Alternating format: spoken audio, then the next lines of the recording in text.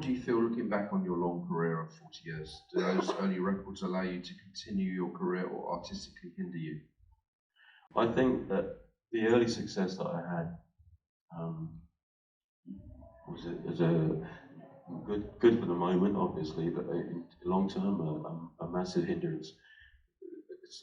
Something like that, it anchors you. It puts a massive chain around your ankle. To a very large degree, it's reluctant to let you move forward. You do a radio interview, and they play Cars when I get there. Then they talk a bit, normally about cars. And then I played Cars tonight in the club, actually. Did you? Yeah. I've come to terms with it now, but then they'll probably play after introduction when I leave. And it gets a bit frustrating. And they often won't even talk about the thing you've gone there to talk about. Say that again, sorry. They won't talk about the thing you've gone there to talk about, the new record or whatever. And it's better now, but for a long time, for 30 years or more, that was a problem I had. Was that specific to a country like America or across the board? No, across the board. Everywhere? Everywhere, yeah. So, and you'd have to smile through that, grin and bear it when here we go. Yeah. And then I got asked to do TV shows, go and play some songs live on the TV show, and they would say you could play 3 songs, we'd do 2 of them, and we insist that Cars and Orange Electric 2 of them, and I was like, you're just going to play the same 2, aren't you? And then they'd say, no, we won't do that, and then they would. Yeah, and then you see a review of it and say, oh, Gary Numan trying out the same 2 songs again, when it's the last thing that you want to be doing, and it was just like banging your head against the wall year after year after year. And then you got people in your own fan base that truthfully, they're only really interested in those songs as well. So even the people that are with you are not really with you all the time. Yeah. You know, so you're fighting against this chain around your feet, and you begin to feel almost embarrassing. You know that there's always that joke about people that have been around a long time and they do a gig, and once you've done the single, the audience off, and you're left doing a gig on your own. And it began to feel as if that was going to be my future. So did you feel obligated at concerts that you had to play Cars, you had to play Our Friends Electric, and would you then purposely tease the crowd by going, you know what, you're not going to have this, you're going to have to endure my whole new album completely, and then if you're nice, I might play it at the end. Is that what you were doing? Not quite as ruthlessly as that, but you feel like that. You do feel like that a little bit, but you just keep doing what you want to do. You know, that's the point of this. You know, you don't. If you have some success at the beginning, you mustn't let that define your entire career or life. You know, and in a way, for me, I began to resent it. You know, because these things that give you this brilliant life, really, are the very same things that then try to crush it and push it down. And so you end up writing these things that you're proud of and then becoming really resentful of them. You don't want to talk about them, you don't want to play them, you know, which is almost childish in a way, but you know, it's understandable that you feel that way about them. But then you stick to your guns and you keep going, and every album you make, you keep moving forward and you resist the nostalgia tours that are around all over the place. You know, how was your eye contact with the radio DJs at the time when they said, oh, we're going to talk about Cars now? Was it, I've got Asperger's, I can't do eye contact, or was it like, oh, shh? I don't really get into all that much when I'm doing it. I talk about Asperger's really openly. So we can talk about that later, but I'm just wondering, how was the eye contact when they would talk about Cars, and it's like year 33 in your career and the 850th time that they've spoken about Cars? Were you trying to pierce their soul with your eyes, or like, please ask me something else, or were you just a gentleman? No, I'm really polite. I just do my best to put up with it.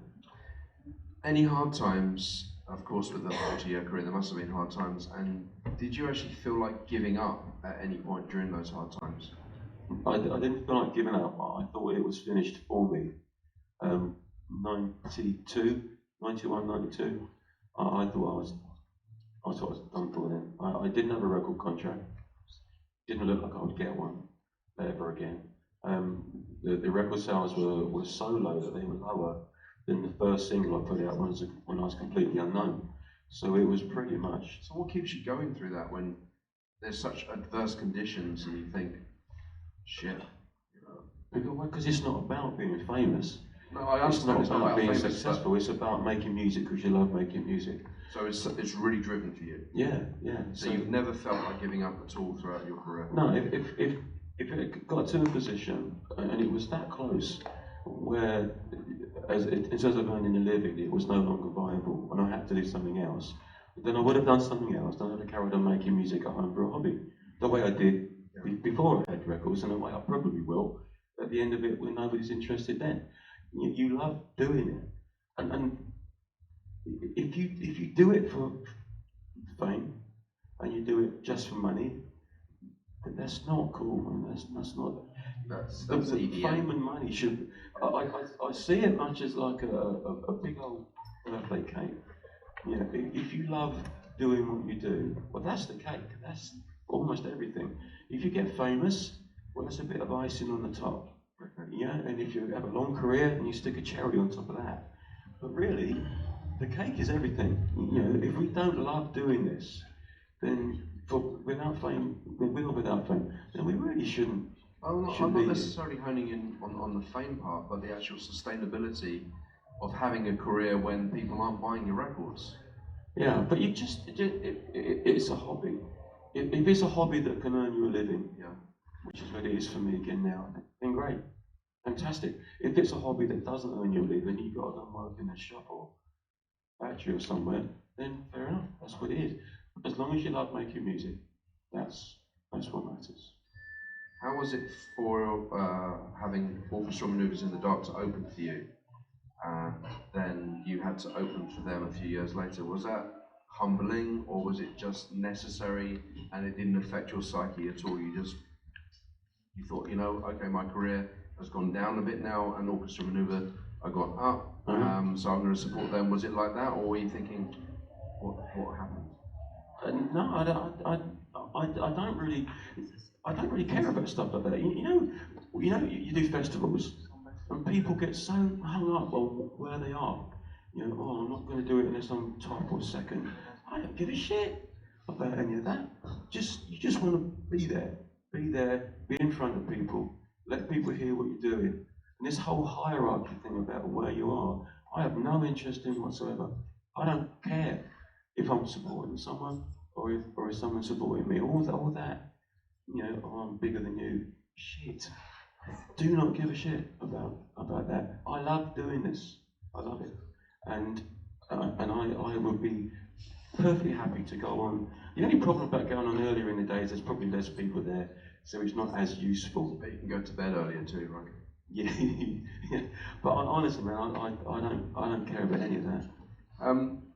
In the 90s, when things weren't particularly great for you, a lot of artists had samplers, and a lot of artists at that time was sampling your music, because obviously anyone that had a sampler in those times was always going through their influences and their past, and what made it work for them and what inspired them. So a lot of these artists were starting to sample you, or actually even doing cover versions. Did that give you a kick up the arse and thought, wow, I've really influenced people, I'm going to go even harder at this now? It was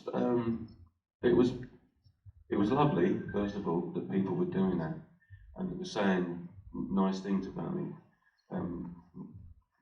It was there that people started to talk about me being influential, and it changed a lot, actually.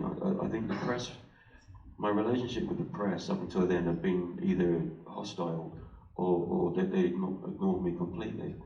And generally, I think I was not seen well at all.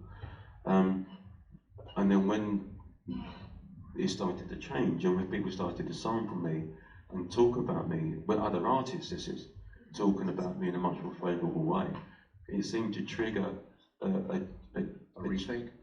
just a change in attitude from the press. You know, albums that had before been criticised really badly when they came out were now talked about as these groundbreaking, innovative things.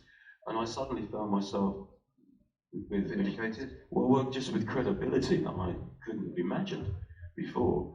But with that credibility comes a certain amount of pressure that you've now got this reputation that you've got to live up to with what you're doing now. Well, so that gives you a push. You know, that I'm not sure that I ever needed a push, to be honest, but I definitely think from '94 onwards, my songwriting took a step up. I think my songwriting at the end of '90, '92 in particular, was a bit shit, really. I think the USA Machine and Soul album was really crap, if I'm honest, you know. But I learned a lesson from that, and I met Jammer actually, my wife, who really helped me through that and introduced me to different sorts of music and made me realise. Can you remember the first different sort of music that she introduced you to that opened your eyes? Yeah, 9 Inch Nails. Yeah, she played me Head Like a Hole, which I hadn't heard before. Another group that she introduced you to would be? Well, actually, it wasn't a new band. It was Depeche Mode, the Songs of Faith and Devotion album. I even though it was massive, I just missed it. How did you miss these groups and sound? Are you one of these artists that are so enveloped within your own work that unless it's on the radio, you don't hear things? I don't listen to radio actually, but it wasn't that. It was more that the career had gone so badly. I pretty much abandoned my interest in. I'd lost my love of it. I fell out of love of music.